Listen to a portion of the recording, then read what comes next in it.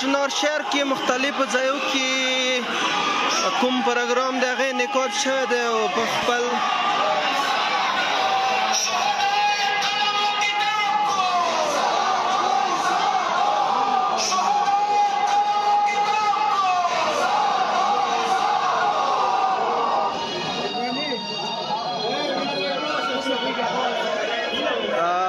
تاسو لیدلی شئ د پنجابي بازار نه اوس زه تاسو سره مخامخ کړم